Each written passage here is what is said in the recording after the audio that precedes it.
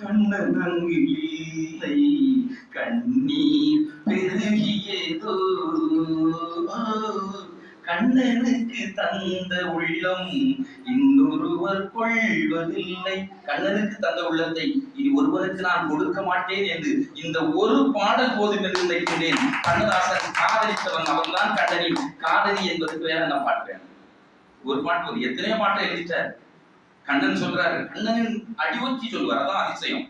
கண்ணன் சொல்வாரு, மாதங்களிலே நான் மார்கழியாக இருக்கிறேன் சொல்லியிருக்காரு கீதையில. மார்கழினா கண்ணனுக்கு உகந்த மாதம். திருப்பாவை ஆண்டாள் அந்த மாதம் தான் நம்ம படிக்கிறோம். இவரு அதை காதலுக்குள்ள கொண்டு வராரு. காலங்களில் அவள் வசந்தம் கலைகளிலே அவள் ஓவியம் மாதங்களில் அவள் மார்கழி மலர்களிலே அவள் மல்லிகை. மாதங்கள்ல என் காதலி மார்கழியாக இருக்கின்றார் என் கண்ணனை போல, கண்ணனுக்கு பிடித்த மாதத்தை போலன்னு சொல்லி அந்த கொண்டு வர்றார். ராமாயணத்தை பத்தி இது ஒண்ணு சொல்லி நான் முடிச்சேன். ராமாயணத்தை பத்தி ஒரு விஷயம் சொல்லுவார். இன்னைக்குள்ள இளைஞர், இன்னைக்கு நிறைய இளைஞர்கள் இருந்தாலும் எங்க தம்பி மேல 1-2 பேர் இருக்காங்க. அதனால நான் சொல்லலாம், தயவு செய்து இன்னைக்குள்ளவங்க காதல் கல்யாணம் பண்ணாதுங்க அப்படிங்கிற. அவன் பண்ணிட்டான், என்னால இனி பண்ணாட்டா போயிட்டு வேற பண்ணிடக்கூடாது. காதல் கல்யாணம் இப்போ உள்ள காதல் என்பது வெறும் போதை. அது வெறும் உடல் சம்பந்தப்பட்டது. உள்ளங்களின் உரசல் அங்கு இல்லை. அதனால நீங்க காதலை நினைத்து பார்க்க வேண்டாம். இளைஞர்களே, காதலை காவியத்திற்கு விட்டு விடுங்கள். உங்கள் கல்யாணத்தை உங்கள் பெற்றோரிடம் விட்டு விடுங்கள். அதன் பிறகு பாருங்கள் உங்கள் வாழ்க்கை எப்படி இருக்கிறது என்று அன்னைக்கே எழுதிட்டார். அவருக்கு தெரிஞ்சிருக்கு இன்னைக்கு எப்படி போவோங்க. எழுதினவர் அப்படி காதலித்துதான் நான் திருமணம் செய்வேன் என்று இருந்தால் எப்படி முடிவு செய்துவிட்டீர்களே. ஆனால் தயவு செய்து கம்பனின் ராமகாமத்தை படித்துவிட்டு அதுவரை இந்த சீதையை போல் ஒரு பெண்ணை நீங்கள் காதலியுங்கள், ராமனை போல் நீங்கள் நடந்து கொள்ளுங்கள் என்று அங்க 2 பேருக்குமாக அந்த விஷயத்தை அவர் சொல்றார். சொன்னவருக்குள்ள திரைப்படத்தை அவர் சொன்னார். ராமன் என்ன சொல்றான், அனுமன்ட்ட சொல்லி அனுப்புறான், இந்த பிறவியில் இருமாதரை சிந்தையாலும் தொடேன். எவ்வளவு அற்புதமான வரிகள். இன்னொரு பெண்ணை நான் மனதால் கூட தொடமாட்டேன் என்று அவளுக்கு சொல்லி என்று ஒரு தூது அனுப்பினானே, அந்த ஒரு வரிகளை வைத்து இன்னைக்கும் மறக்க முடியாத ஒரு காதல் பாடலை எழுதினான் கண்ணதாசன். உன்னையெல்லாம் ஒரு பெண்ணை எண்ணினார் உள்ளத்தினாலும் தொடமாட்டேன், உன் உள்ளம் இருப்பது என்னிடமே, அதை உயிர் போனாலும் தரமாட்டேன். மயக்கம் என்ன இந்த மௌனம் என்ன, மணி மாளிகை தான் கண்ணே, தயக்கம் என்ன இந்த சலனம் என்ன, அன்பு காணிக்கை தான் கண்ணே.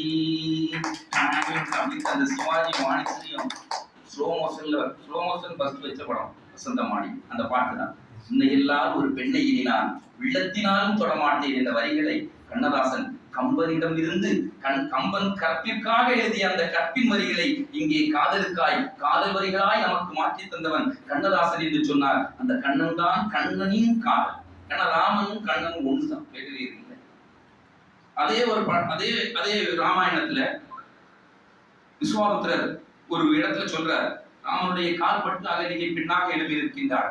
அதிசயித்து விஸ்வாமித்திரா, ராமா, மைவண்ணத்து அரைக்கு போரில் மழை வண்ணத்து அண்ணனே, உன் கைவண்ணம் அங்கே கண்டேன், உன்னுடைய கால் வண்ணம் எங்கே கண்டேன் என்று சொல்கிறார். நீ உன் கால் பட்டவன் அகலிகை பெண்ணாக மாறிய போது உன்னுடைய காலினுடைய பெருமை எனக்கு தெரிந்தது. தாடகையை நீ வரம் செய்த போது உன்னுடைய கையினுடைய திறமை எனக்கு புரிந்தது. கைவண்ணம் அங்கு கண்டேன், கால் வண்ணம் இங்கு கண்டேன் என்று அவர் அந்த வண்ணம் வைத்து போட்டு அந்த வார்த்தைகளை எடுத்து அப்படியே அதையும் காதலுக்கு கொண்டு சேர்த்தார் கண்ணதாசன்.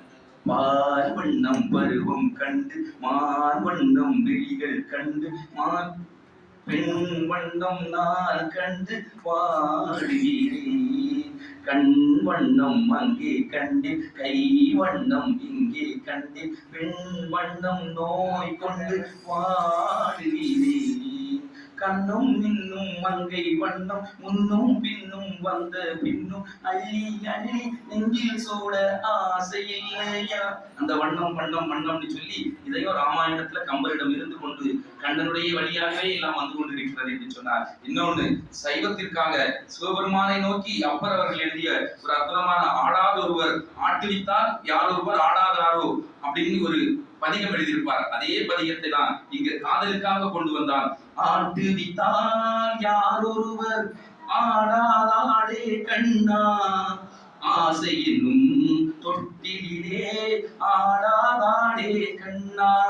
இந்த பாட்டு எல்லாம் கண்ணன் கண்ணன் கண்ணன் கண்ணனுக்காக அதிகமாக பாடல்கள் எழுதியவர் கண்ணதாசன் என்ற காரணத்தினால் நான் கண்ணனின் காதலி என்று அவரை நான் சொன்னேன். மகாபாரதத்தை வெறும் 4 வரிகள்ல சொல்லித்தார். மகாபாரதத்தை வெறும் 4 வரிகள்ல தான். எவ்வளவு பெரிய காவியம்! சொன்ன வேகத்துல எழுத முடியல. யாரு விநாயக பெருமானாலேயே எழுத முடியல, கடைசியில கொம்ப ஓடித்து எழுதினார் வேகமான்னு சொல்லுவாங்க. ஆனா அவ்வளவு பெரிய காவியத்தை வெறும் 4 வரிகளுக்குள் சொன்னார் கண்ணதாசன். பாஞ்சாலி புகழ் காக்க தங்கை கொடுத்தார், அந்த பாரத போர் முடிக்க சங்கை எடுத்தார். பாஞ்சாலி புகழ் காக்க தங்கை கொடுத்தார், அந்த பாரத போர் முடிக்க சங்கை எடுத்தார். பாண்டவர்க்கு உரிமையுள்ள பங்கை கொடுத்தான், பாண்டவர்க்கு உரிமையுள்ள பங்கை கொடுத்தான். நாம் படிப்பதற்கு கீதை என்னும் பாடம் கொடுத்தான், நாம் படிப்பதற்கு கீதை என்னும் பாடம் கொடுத்தான். அவ்வளவுதான் மகாபாரதம். அதுதான் விழா. எவ்வளவு எளிமையாக சொல்லிவிட்டார். கண்ணதாசனை முடிக்கும் முன்னால் அவருடைய கடைசி பாடல் எனக்கு ரொம்ப பிடிச்ச பாடல். எனக்கு மட்டுமல்ல, இன்னைக்கு அத்தனை பேர் உள்ளத்திலும் உறைந்திருக்கின்ற அந்த பாடல், கடைசி பாட்டு. பாடல் என்னவோ காதல் பாடல்கள் தான். தெய்வாதீனமாக இவருக்கும் கண்ணனுக்கும் ஒரு பெரிய தொடர்பு இருந்ததுனால என்னவோ அவர் தன்னுடைய கடைசி பாடலாக கண்ணா என்று கண்ணே என்று ஆரம்பிக்கிறார். கண்ணே கலைமானே கன்னிமையில் என கண்டேன் உன்னை நான். இந்த பாட்டுல கடைசி ஒரு காதல் கொண்டே கனவினை வளர்த்தே, கண்மணி உனை நான் கருத்தினில் நிறைத்தே, உனக்கே உயிரானே என்னாலும் என்னை நீ மறவாதே. இது அந்த பாட்டுல கமலஹாசன் ஸ்ரீதேவியை பார்த்து சொல்வதில்லை, கண்ணதாசன் நம்மை பார்த்து சொல்லுகின்றார். உனக்காகவே இருந்தேன், தமிழுக்காக இருந்தேன், தமிழுக்காக வாழ்ந்தேன், இந்த மக்களுக்காக வாழ்ந்தேன். உங்களுடைய மாமனுடைய நெஞ்சிலும் பைந்தமிழ் போய் விழ வேண்டும் என்பதற்காக நான் இருந்தேன்.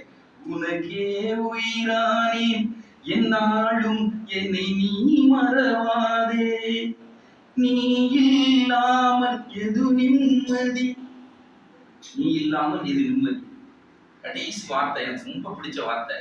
கண்ணனை முழுக்க முழுக்க கண்ணதாசன் காதலித்ததால், இந்த கண்ணதாசனை கண்ணன் முழுக்க முழுக்க ஏற்றுக்கொண்டதனால்தான் அந்த வார்த்தை விழும். என்ன வார்த்தை தெரியுமா?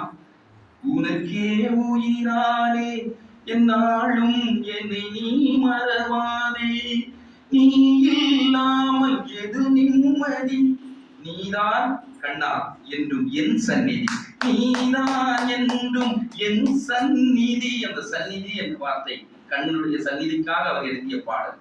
ஆரிராரோ ஆரிராரோன்னு சொல்லி தன் சாவுக்கு, தன் மறைவுக்கு, தன் ஆழ்ந்த தூக்கத்திற்கு அவனே தாலாட்டு பாடிக்கொண்டு அவன் அங்கே தூங்கி போய்விட்டான். ஆனால் இன்றும் நாம் அவனை மறவாமல் பாடிக்கொண்டிருக்கின்றோம், நேசித்துக் கொண்டிருக்கின்றோம் என்று சொன்னார் கண்ணதாசன். உண்மையிலேயே கண்ணனுடைய காதலி தான். நன்றி, வணக்கம். நன்றி தம்பி செல்வகதீஷ் அவர்களே. தம்பி அவருடைய தந்தை கீதாமொழியிலே விவேகானந்தா கல்லூரியிலே தமிழ்